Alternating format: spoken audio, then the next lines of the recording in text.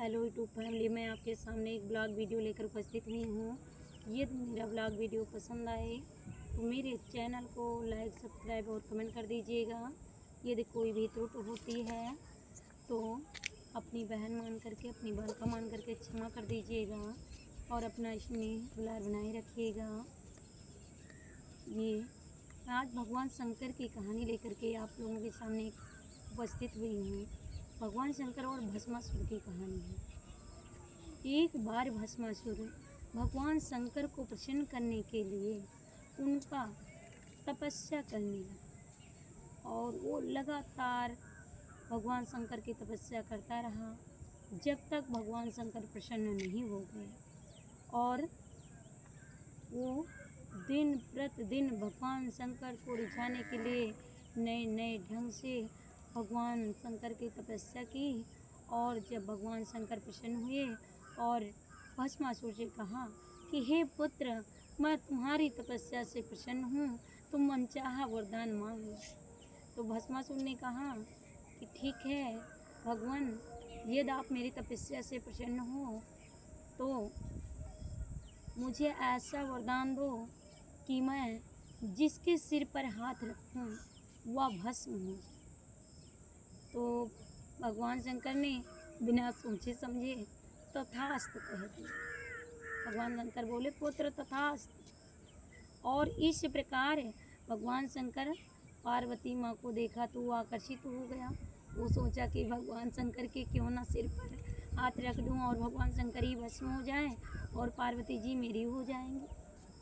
तो इस प्रकार भस्मासुर भगवान शंकर को ही भस्म करने के लिए उनके पीछे दौड़ा और भगवान शंकर आगे आगे भागने लगे और भस्मासुर पीछे पीछे दौड़ने लगा उनको भस्म करने के लिए। अब भगवान शंकर मन ही मन विष्णु भगवान को याद करने लगे कि हे प्रभु, मेरे प्राणों की रक्षा करो।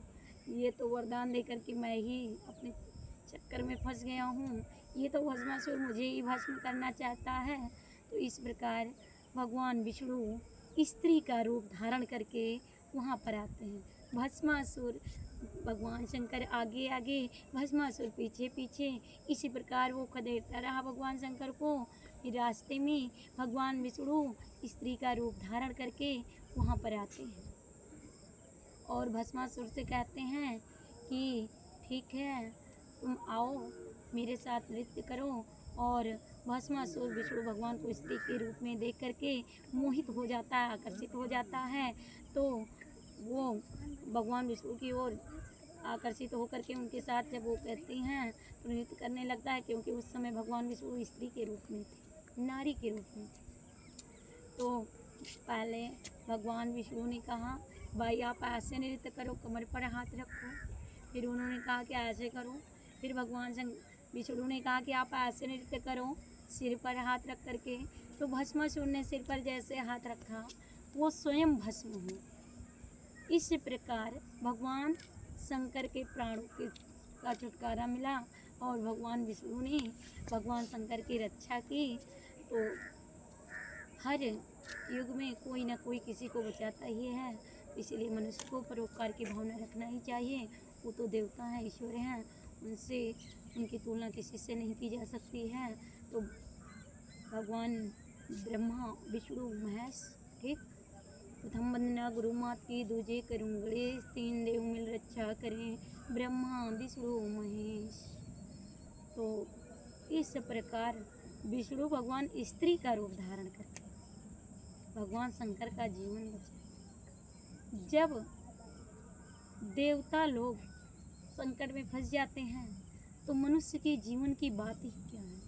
इसलिए हम लोगों को अपने जीवन में कभी भी दुख से, कष्ट से घबराना नहीं चाहिए। हम लोगों को निरंतर प्रयास करना चाहिए और संघर्षी जीवन है। इसी के साथ मैं ब्लॉग वीडियो को समाप्त करती हूँ। फिर मिलूँगी नेक्स्ट वीडियो में। तब तक के लिए हर हर महादेव, राधे राधे जी, राधे राधे, हर हर महादेव, हर हर महादेव, हर हर महादेव।